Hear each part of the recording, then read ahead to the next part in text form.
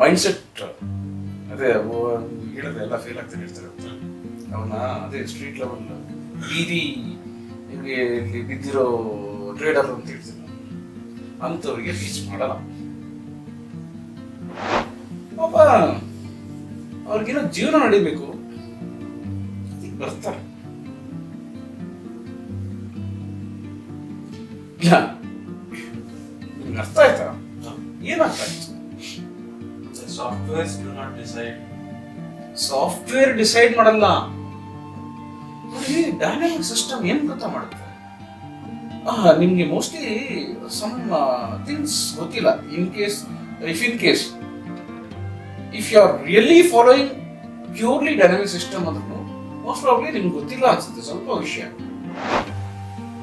ಯಾರು ಹೆಂಗ್ ಮಾಡ್ಕೊಳ್ತಾರೆ ನಿಮ್ಗೆ ಅರ್ಥ ಆಗುತ್ತೆ ಸುಳ್ಳು ಹೇಳಿ full mind conditioning mind full ಗೊಬ್ಬರ ಮಾಡಿ ಅವ್ರು ತರೋದ್ರಲ್ಲೇ ಇದ್ದಾರೆ. ಅವ್ರಿಗೇನು ಅರ್ಥ ಆಯ್ತಾ ಸಾಕು ಆ ಥರದ್ರಲ್ಲಿ ಸಾಫ್ಟ್ವೇರ್ ಮಾಡಿದ್ರೆ ಅದರಿಂದ ಏನಾಯ್ತು ಇನ್ಕ್ರೀಸ್ ಆಯ್ತು. ಹೌದು ಪ್ರೈಸ್ ಕೆಲಸ ಸಿಕ್ಕಿದ್ರೆ ಸಾಕು, ಫ್ರೀಲಾನ್ಸ್ ಹೋಮ್ ಮನೇಲಿ ಕೆಲಸ ಸಿಕ್ಕಿದ್ರೆ ಸಾಕು, ಪಾರ್ಟ್ ಟೈಮ್ ಏನಾದ್ರು ಸಿಕ್ಕಿ ಅಂತ ಎಷ್ಟೋ ಜನ ಎಂಪ್ಲಾಯ್ಸ್ ಇದ್ದಾರೆ. ಯಾಕಂದ್ರೆ ಇವತ್ತು ಅರ್ನಿಂಗ್ ಅಂದ್ರೆ ಅಷ್ಟು ಕಷ್ಟ ಇದೆ. ಅವ್ರನ್ನ ಮತ್ತೆ ಅವ್ರ ಹತ್ರ ಹೋದು ಪ್ರೂವ್ ಏನದು ಏನಿಲ್ಲ ಇವಾಗ ಇದೆಯಲ್ಲ ನನ್ನ. And this question is, do you think it is really possible to make money in this stock market? Through trading, through stocks and commodities? ನಿಮ್ಗೆ ಯಾಕೆ ಈ ಕ್ವಶನ್ ಬಂತು? Experience, past, present, overall ಎಲ್ಲ ಟ್ಯಾಲಿ ಮಾಡಿದ್ರೆ most of them including me ಎಲ್ಲ ನೋಡಿದ್ರೆ we are all still in losses. ನೋಡಿ trading ಅಂದ್ರೆ ಪ್ರೊಸೀಜರ್ ಇದೆ, ಒಂದು ಅದಕ್ಕೆ ಅಂತ ಒಂದು ವೇ ಇದೆ. ಸುಮ್ಮನೆ ದುಡ್ಡು ಮಾಡಬೇಕು ಅಂತ ಬಂದ್ಬಿಟ್ಟು ಟ್ರೇಡ್ ಮಾಡಿದ್ರೆ ಏನಾಗುತ್ತೆ? ಟ್ರೇಡಿಂಗ್ ಸ್ಟಾಕ್ ಮಾರ್ಕೆಟ್ ಅಲ್ಲಿ ಸರ್ಟನ್ ಥಿಂಗ್ಸ್ ಇದೆ, ಅದು ಗೊತ್ತಿಲ್ಲದೆ ಏನ್ ಮಾಡ್ಬೇಕು ಹೆಂಗ್ ಮಾಡ್ಬೇಕು ಅದರಲ್ಲಿ ಟ್ರೇಡಿಂಗ್ ಮಾಡೋದಕ್ಕೆ ಏನೇನು ಪ್ರೊಸೀಜರ್ ಅಂತ ಗೊತ್ತಿಲ್ಲದೆ ದುಡ್ಡು ಮಾತ್ರ ಬಂದ್ಬಿಡ್ಬೇಕು ನಾನು ಏನು ಮಾಡಲ್ಲ ಅಂತ ಬಂದ್ರೆ ದುಡ್ಡು ಮಾಡಕ್ ಸಾಧ್ಯನೇ ಇಲ್ಲ, ಆಗಲ್ಲ. ಅದಕ್ಕಿಂತ ಹೋಗಿ ಎಲ್ಲರೂ ಗ್ಯಾಮ್ಲಿಂಗ್ ಕೂತ್ಕೋಬಹುದು.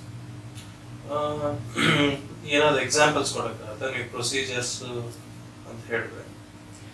ಇಲ್ಲ, ಪ್ರೊಸೀಜರ್ ಅಂದ್ರೆ ನೀವು ಮಾಡಕ್ಕಾಗುತ್ತಾ? ನೀವು ಮಾಡಕ್ಕಾಗ್ತಾ ಇದೆಯಾ ಟ್ರೇಡಿಂಗ್ ಅಲ್ಲಿ?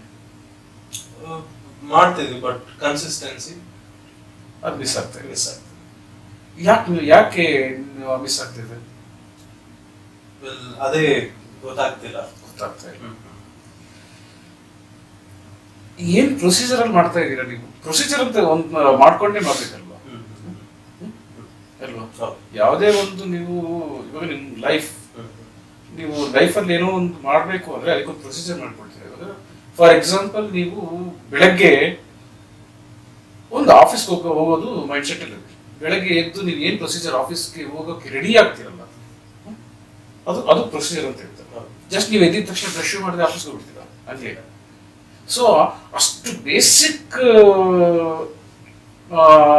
ಥಿಂಗ್ಸೇ ಮಾಡದೆ ಎಲ್ಲ ಟ್ರೇಡರ್ಗಳು ಲಾಸ್ ಮಾಡ್ಕೊಳ್ತಿರೋದು. ಅಂಥವ್ರಿಗೆ ದುಡ್ಡು ಮಾಡೋಕ್ಕೆ ಸಾಧ್ಯನೇ ಇಲ್ಲ. ಇವಾಗ ನೀವು ಹೇಳಿದ point real interesting, but related ನೀವು ಅದನ್ನ ಟ್ರೇಡಿಂಗ್ಗೆ ಸ್ವಲ್ಪ ರಿಲೇಟ್ ಮಾಡಿದ್ರೆ ಮೇಬಿ ಸಮ್ ಮೋರ್. ಟ್ರೇಡಿಂಗ್ಗೆ ಅಂದ್ರೆ ನೋಡಿ, ಇವಾಗ ಟ್ರೇಡಿಂಗ್ ಏನ್ ಮಾಡ್ತಾರೆ, ಜಸ್ಟ್ ಬರ್ತಾರೆ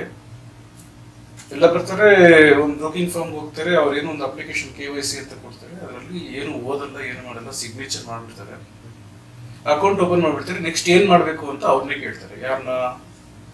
ಅಲ್ಲಿರೋ ಡೀಲರ್ಸ್ನ, ಇರೋ ಮ್ಯಾನೇಜರ್ನ, ಯಾರು ಅವ್ರ ಕೈಗೆ ಸಿಗ್ತಾರೋ. ಯಾಕೆ ಈವನ್ ಆಫೀಸ್ ಬಾಯ್ ಅಲ್ಲಿ ಇದ್ರೆ ಆಫೀಸ್ ಬಾಯ್ನು ಕೇಳ್ತಾರೆ ಏನ್ ಮಾಡ್ಬೋದು, ಏನಾದ್ರು ಟಿಪ್ಸ್ ಕಲ್ಸಿದೀಯಾ, ಏನಾದ್ರು ಟ್ರೇಡ್ ಮಾಡೋದಕ್ಕೆ, ಬೈ ಮಾಡ್ಬೋದಾ, ಸೇಲ್ ಮಾಡ್ಬೋದಾ? ಅದು ಗೊತ್ತಿಲ್ಲದೆ ಬಂದು ಅಕೌಂಟ್ ಓಪನ್ ಮಾಡಿ ದುಡ್ಡು ಹಾಕ್ಬಿಟ್ಟು ಅದು ಪ್ರೊಸೀಜರ್ ಇಲ್ಲ ಅಂತ ಹೇಳ್ತಾರೆ.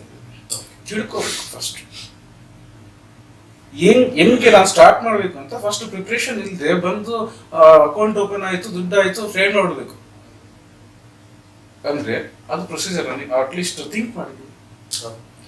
ಸೊ ಅದಕ್ಕೆ ಟ್ರೇಡ್ ಮಾಡೋದು ಅಂದ್ರೆ ಪ್ರೊಸೀಜರ್ ಇದೆ. ಈಗ ಆ ಪ್ರೊಸೀಜರ್ ಏನು ಅಂತ ಹೇಳ್ಕೊಟ್ಟು ಮತ್ತೆ ನೀವು ಹೇಳಿದ್ರಿ ರೆಗ್ಯುಲರ್ ಆಗಿ ಪ್ರಾಫಿಟೇ ಮಾಡಬೇಕು.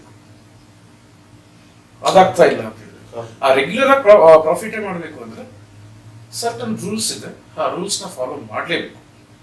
ಆ ರೂಲ್ಸು ಹೇಳ್ಕೊಡೋದು ಈಗ ನಮ್ಮ ಟ್ರೈನಿಂಗಲ್ಲೆಲ್ಲ ಅದೇ ನಡೀತಾ ಇರೋದು ಸುಮಾರು ವರ್ಷಗಳಿಂದ. ಏನು ರೂಲ್ಸ್ ಅಂತ ಹೇಳ್ಕೊಡೋದು, ಜಸ್ಟ್ ಆ ರೂಲ್ಸ್ ಏನಂತ ತಿಳ್ಕೊಂಡ್ಬಿಟ್ರೆ ಟ್ರೇಡ್ ಮಾಡೋದು ತುಂಬ ಈಸಿ. ಅದು ತಿಳ್ಕೊಳ್ಳೋದು ಏನು ಮ್ಯಾಟರ್ ಆಫ್ 1 or 2 hours ಅಲ್ಲಿ ಆಗ್ಬಿಡುತ್ತೆ. ನೀವು ಇವಾಗ ಡಿಸ್ಕಷನ್ ಟಿಪ್ಸ್ ಕಾಲ್ಸ್ ಅಂತ ಯೂಸ್ ಮಾಡಿದ್ರೆ ಅದರ ರಿಲೇಟೆಡ್ ಒನ್ ವೆರಿ ಇಂಟ್ರೆಸ್ಟಿಂಗ್. ಇವಾಗ analysis, trading market price analysis, research ಅನ್ನೋದು ಬಂದ್ಬಿಟ್ಟು it has become a very strong focus point. ಎಲ್ಲ ಟ್ರೇಡರ್ಸ್ಗೂ ಯಾರೇ ಈ ನಡುವೆ ಸ್ಟಾಕ್ ಮಾರ್ಕೆಟ್ ಟ್ರೇಡಿಂಗ್ ಅಲ್ಲಿ ಪಾರ್ಟಿಸಿಪೇಟ್ ಮಾಡೋದು ಎಲ್ಲರಿಗೂ ಇದು ವೆರಿ ಇಂಪಾರ್ಟೆಂಟ್ ಪಾಯಿಂಟ್ ಆಗಿದೆ, ರಿಸರ್ಚ್ ಅಂಡ್ ಅನಾಲಿಸಿಸ್. ಈ ರಿಸರ್ಚ್ ಅಂಡ್ ಅನಾಲಿಸಿಸ್ ಒಂದು ಜರ್ನಿ ಅಂತ ನೋಡಿದ್ರೆ it started some decade back, maybe I don't no, ಇದಕ್ಕೆ ಮುಂಚೆ ಕೂಡ ಇದ್ದಿರ್ಬೋದು. ಹೆಂಗ್ ಸ್ಟಾರ್ಟ್ ಆಯ್ತು ಅಂದ್ರೆ it started as a tips and calls. ಟ್ರೇಡರ್ಸ್ಗೆ ಐಡಿಯಾ ಇಲ್ಲ ಟ್ರೇಡಿಂಗ್ ಬಗ್ಗೆ, they have very less knowledge, so ಅದಕ್ಕೆ ಅಂತ ಟಿಪ್ಸ್ ಅಂಡ್ ಕಾಲ್ಸ್ ಅಂತ ಸ್ಟಾರ್ಟ್ ಮಾಡಿದ್ರು. ಅಂಡ್ ದೆನ್ ಆ ಜರ್ನಿ ಹೆಂಗ್ ಕಂಟಿನ್ಯೂ ಆಯ್ತು ಅಂದ್ರೆ then people started training traders on how to analyse, fundamental analysis, ಈ ಟೆಕ್ನಿಕಲ್ ಅನಾಲಿಸಿಸ್, ಇದ್ರ ಮೇಲೆ ಟ್ರೈನಿಂಗ್ ಪ್ರೊವೈಡ್ ಮಾಡಿದ್ರು. ದೆನ್ ಚಾರ್ಟಿಂಗ್ ಸಾಫ್ಟ್ವೇರ್ಸ್ ರಿಲೀಸ್ ಆಯ್ತು where people can do their own analysis, sit and do their own analysis. ಇದೆಲ್ಲ ಕಲ್ತ ಮೇಲೆ ಅದಾದ್ಮೇಲೆ ಬಂದಿದ್ದು ಆಟೋಮೇಟೆಡ್ ಟ್ರೇಡಿಂಗ್ ಸಿಸ್ಟಮ್. ಒಂದು ಚಾರ್ಟ್ ಸಾಫ್ಟ್ವೇರ್ ಅಲ್ಲಿ automatic buy and sell signals ಅದೇ ಕೊಡುತ್ತೆ. All we have to do is just follow those signals. And then finally today this is an era where we have come to robotic trading, where the software itself trades on your behalf, on your capital. So ಈ ಒಂದು journey ಬಂದಿದ್ದೀವಿ. ನಾವು ಈ ಜರ್ನಿಯಲ್ಲಿ ನೋಡಿದ್ರೆ ಅಂದ್ರೆ ಈ research and analysis ಏನಾಗಿದೆ ಅಂದ್ರೆ it has become more of A business for people who are doing this, rather than ಆ ರಿಸರ್ಚ್ ಅನ್ನೋ ವರ್ಡ್ಗೆ ಅದ್ರದ್ದು ಪರ್ಪಸ್ ಬಂದು ಫುಲ್ಫಿಲ್ ಆಗ್ತದೆ. ರಿಸರ್ಚ್ ಏನಕ್ಕೆ ಮಾಡ್ತಿದೀವಿ? To achieve results. ಆ ಒಂದು ಪರ್ಪಸ್ ಅಚೀವ್ ಆಗ್ತಿಲ್ಲ. So today this day if you see there are thousands of such softwares, automated signals ಕೊಡೋದಾಗ್ಲಿ, robotics ಸಾಫ್ಟ್ವೇರ್ಸ್ ಆಗಲಿ. In fact in international forex markets ಅಲ್ಲಿ ನೋಡಿದ್ರೆ ಈ robotics ಸಾಫ್ಟ್ವೇರ್ದೆ ಒಂದು ವರ್ಲ್ಡ್ ಕಪ್ ಕಾಂಪಿಟೇಷನ್ ನಡೆಯುತ್ತೆ year on year. Which software gives bigger returns. But at the end, the general public now, when we are using all these softwares, we are paying heavy prices to purchase these softwares. Idalla togondu when we start implementing them, still a result no one has achieved. Okay. So ivattu on software ide, I have paid so much price, I have purchased it, I started following this. If follow ಮಾಡಿ result illa, tomorrow there is some other new software which people say gives even better returns. ಅಂದ್ಬಿಟ್ಟು thousands of softwares ಬಂದ್ಬಿಟ್ಟಿದೆ. So ನಿಮ್ಮ ಈ dynamic system, dynamic live ಅನ್ನೋ software, how different is it from all these softwares, or is it one such software like any other? ಈಗ ನೀವು ಸುಮಾರು steps question ಕೇಳ್ಕೊಂಡು ಬಂದ್ರಿ. ಟಿಪ್ಸ್ ಕಾಲ್ಸು ಸ್ಟಾರ್ಟ್ ಆಯ್ತು. ಹೆಂಗ್ ಸ್ಟಾರ್ಟ್ ಆಯ್ತು? ಯಾರು ಸ್ಟಾರ್ಟ್ ಮಾಡಿತ್ತು? ಯಾಕೆ ಸ್ಟಾರ್ಟ್ ಮಾಡಿತ್ತು? ಅದೊಂದು ಸ್ವಲ್ಪ ಹೇಳಕ್ಕಾಗುತ್ತಾ? ಸ್ಟಾಕ್ ಬ್ರೋಕಿಂಗ್ ಕಂಪನೀಸ್ ಆಗಲಿ, there were different entities who are doing only this research. ಅವ್ರಿಗೆ ಟಿಪ್ಸ್ ಕಾಲ್ಸ್ ಕೊಡಬೇಕು ಅಂತ ಹೇಗೆ ಬಂತು ತಲೆಗೆ? ಜನರಲ್ ಪಬ್ಲಿಕ್ ರಿಕ್ವೈರ್ಮೆಂಟ್ ಏನಿದೆ ಅಂತ ಅವ್ರು ತಿಳ್ಕೊಂಡ್ರು. ಜನಗೆ they want more trading opportunities, frequent trading opportunities, profitable opportunities. Okay, profitable opportunity ಜನಕ್ಕೆ ಕೊಡಬೇಕು ಅಂತ ಬಂತು ಅನ್ನೋದು ಯಾಕೆ ಅಂದ್ರೆ, ಒಂದು ಟಿಪ್ಸ್ ಕಾಲ್ಸ್ ಕೊಡೋರು ಅಟ್ ಎ ಟೈಮ್ 1,00,000 ಜನಕ್ಕೆ ಕೊಡೋಕ್ಕಾಗಲ್ಲ. ಯಾಕಂದ್ರೆ ಫ್ಯೂ ಇಯರ್ಸ್ ಬಿಫೋರ್ ಸುಮಾರು ಓಪನ್ ಆಗಿ ಅದು ಸೀಕ್ರೆಟ್ ಬಂದು ಆಚೆ ಬಂದ್ಬಿಟ್ಟಿತ್ತು. ಈ ಟಿಪ್ಸ್ ಕಾಲ್ಸ್ ಕೊಡೋದು ಏನಪ್ಪ ಅಂದ್ರೆ, ಸೌತ್ ಅಲ್ಲಿ ಬೈ ಅಂದ್ಬಿಟ್ಟು ಕಾಲ್ ಕೊಡೋದು, ನಾರ್ತ್ ಅಲ್ಲಿ ಸೆಲ್ ಅಂತ ಕೊಡೋದು. 5-6 years ಬಿಫೋರ್ ತುಂಬಾ ದೊಡ್ಡ ಸ್ಪ್ರೆಡ್ ಆಗಿತ್ತು. ಎಷ್ಟು ಜನಕ್ಕೆ ಅವೇರ್ನೆಸ್ ಇದೆಯೋ ಗೊತ್ತಿಲ್ಲ. ಬಟ್ ಅದು ಏನು ಅಂದ್ರೆ, ಸೌತ್ ಅಲ್ಲಿ ಬೈ, ನಾರ್ತ್ ಅಲ್ಲಿ ಸೆಲ್. ಇನ್ ಕೇಸ್ ಮಾರ್ಕೆಟ್ ಏನಾದ್ರು ಕೆಳಗೆ ಬಂದ್ಬಿಟ್ರೆ ನಂದು ಟಿಪ್ಸ್ ಗ್ರೇಟ್ ಅಂದ್ಬಿಟ್ಟು ನಾರ್ತ್ ಎಲ್ಲ ಬಂದು ಸ್ಪ್ರೆಡ್ ಮಾಡ್ಕೊಳ್ಳೋದು. ಇದು ಏನು ಅರ್ಥ ಇದಕ್ಕೆ? ಅವ್ರು ಯಾರು ಎಂಟಿಟೀಸ್ ಅವ್ರ ಪ್ರಾಫಿಟಬಿಲಿಟಿಗೋಸ್ಕರ ಮಾಡ್ತಾರೆ. ಅವ್ರು ಯಾರು? ಅವ್ರ ಪ್ರಾಫಿಟ್ ಈ ತರ ಟಿಪ್ಸ್ ಕಾಲ್ಸ್ ಕೊಟ್ರೆ ಬರುತ್ತೆ, ಈ ತರ ಒಂದು ಟ್ರೇಡರ್ಸ್ ಅನ್ನು ಫೂಲ್ಸ್ ಗ್ರೂಪ್ ಇದೆ ಅಂತ ಅವ್ರಿಗೆ ಏನ್ ಗೊತ್ತು? ಅವರು ಅನುಭವ ಆಗಿರ್ತಾರೆ. May be they have seen broking firms ಅಲ್ಲಿ ಜನ ಟ್ರೇಡ್ ಮಾಡೋರು ನೋಡಿರ್ತಾರೆ. ನೋಡಿ ಹಂಗಲ್ಲ, ಆಕ್ಚುಲ್ ಅವ್ರು ಯಾರು ಗೊತ್ತಾ?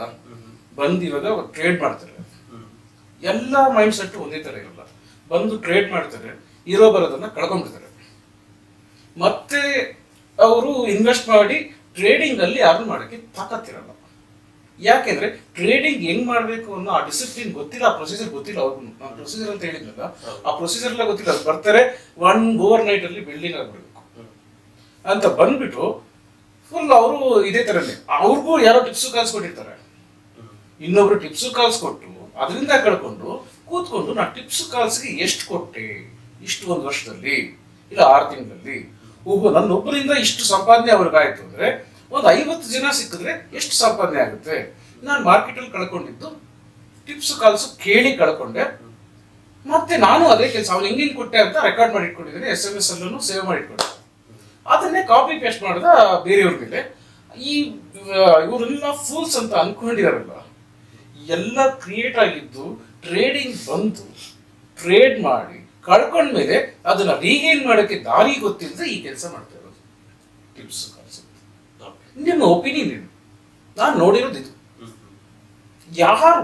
ಯಾರ್ಯಾರು ಟಿಪ್ಸ್ ಕಾಲ್ಸ್ ಕೊಡ್ತಾರೋ ಅಷ್ಟು ಜನ ವರ್ಲ್ಡ್ ಅಲ್ಲಿ, ಈ ನಮ್ಮ ಇಂಡಿಯಾ ಬಿಟ್ಬಿಡಿ, ವರ್ಲ್ಡ್ ಅಲ್ಲಿ ಅಷ್ಟು ಜನ ನನ್ನ ಮುಂದೆ ಕರ್ಕೊಂಡ್ಬಂದು ಕುಣಿಸಿ ಇದನ್ನ ನಾನು ಪ್ರೂವ್ ಮಾಡಿ ತೋರಿಸ್ತೀನಿ.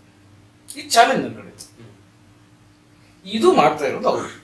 ಅದೇ ಮತ್ತೆ ಇವ್ರೇನ್ ಮಾಡ್ತಾರೆ, ಅವ್ರನ್ನೇ ಇವಾಗ ಬಂದು ಹೊಸಬರು ಇಲ್ಲ ಎಕ್ಸಿಸ್ಟಿಂಗ್ ಅವರು ಇಲ್ಲ ಇವ್ರ ಟಿಪ್ಸ್ ಕಾಲ್ ಸರಿ ಇಲ್ಲ, ಅವ್ನ ಟಿಪ್ಸ್ ಕಾಲ್ಸ್ ನೋಡೋಣ ಅಂದ್ಬಿಟ್ಟು ಮಾಡ್ತಾ ಇರೋರು ಒಂದು ಫೈನ್ ಡೇ ಇವ್ರ ಟೋಟಲ್ ಲೈಫ್ ಎರೋಡ್ ಆಗ್ಬಿಟ್ರೆ ಇವರಲ್ಲಿ 100 ಜನದಲ್ಲಿ ಒಂದು 10 ಜನ ಆ ಥರ ಶಾರ್ಪ್, ಇದನ್ನೇ ಮಾಡೋದು ನಾವು ಈಗೇನು ನೋಡೋಣ ಅಂತ ಮತ್ತೆ ಹೋಗೋರು ಇರ್ತಾರೆ. ಈ ತರ ಟಿಪ್ಸ್ ಕಾಲ್ಸ್ ಫ್ಯಾಮಿಲಿ ಬೆಳೀತಾ ಇರೋದು. ಆ ಫೆಟರ್ನಿಟಿ ಗ್ರೋ ಆಗ್ತಾ ಇರೋದು, ರೀಸೈಕಲ್ ಆಗ್ತಾ ಇದೆ. ಸ್ಟಾರ್ಟ್ ಆಗಿದ್ದು ಹಿಂಗೆ. ಫಸ್ಟ್ ಸ್ಟಾರ್ಟ್ ಮಾಡಿದ್ದು ಯಾರು ಅಂದ್ರೆ ಏನದು ಏನಿಲ್ಲ, ಇವಾಗ ಇದೆಯಲ್ಲ ನಾನು ಕೊಟ್ಟನಲ್ಲ ಅವ್ರಲ್ಲಿ RSI, ಅದ್ರ ಪ್ರಕಾರ ಇದೇ ಬೈ ಸೆಲ್ ಮಾಡೋದಕ್ಕೆ ಒಂದು ಇಲ್ಲಿ ಬಂದು ಇದನ್ನ ಬಂದು ಏನು ಒಂದು ಟರ್ಮಿನಲ್ಗೆ ಕನೆಕ್ಟ್ ಮಾಡೋದು, ಅಲ್ಲಿ F1 F2 ಪ್ರೋಗ್ರಾಮ್ ಹಾಕ್ಬಿಡು ಈ ಜಾಗಕ್ಕೆ. ಮಾರ್ಕೆಟ್ ಅಲ್ಲಿ, ಸ್ಟಾಕ್ ಮಾರ್ಕೆಟ್ ಅಲ್ಲಿ ಟ್ರೇಡ್ ಮಾಡಿ ರಿಟರ್ನ್ಸ್ ನ ಬರೋದು ಡಿಸೈಡ್ ಮಾಡೋದು ನಾನ್ ಮಾಡಿದ ಸಾಫ್ಟ್ವೇರ್, ಇನ್ನೊಬ್ರು ಮಾಡಿದ ಸಾಫ್ಟ್ವೇರ್, ಇದಕ್ಕೊಂದು ಆನ್ಸರ್ ಮಾಡ್ತೀರಾ ಪ್ಲೀಸ್?